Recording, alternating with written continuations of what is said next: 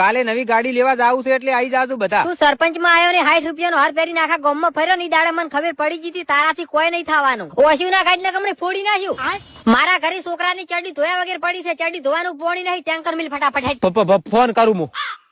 Hello Gafur home થાય ને tanker મિલ તું ફટાફટ. સરપંચ 3000 ભાડું થાય. 3000 રૂપિયા ભાડું લઈ રહ્યા મારા છોકરાની ચડી ધોયા વગર પડી છે. સરપંચ ભાડું હાલ છે. ટેન્કર મિલ ફટાફટ. હાર હોડો મેલું. ટેન્કર આવે છે. ટેન્કર શું આવતું ગામના બૈરા પોણી ઉપાડે એમ તૂટી જાય એનું શું કરવાનું? અને જો ગાડી લેવા જો છે ને તો ગાડી નાખીને હળગાઈ નાખ્યું રાજો રાજ. ગાડી તો મારા પૈસા. અરે તારા પાહેલ છે શું? તારા પાહેલ કોઈ ને તું મને ખબર છે. તારે હવે પગાર આવે છે 5000 પડ્યું. 5000 રૂપિયા ગાડા ના આવી લ્યા.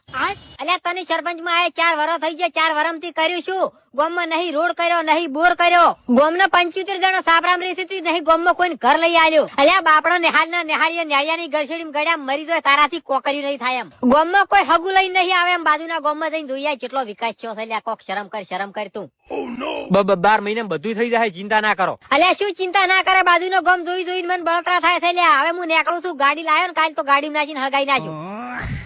હલો બટી કાલ ના આવતી ગાડી નહીં લાવવાની હો. 12 મહિને 72 કોમ કરી નાખું અને ખબર પડે કે હું કોણ છું.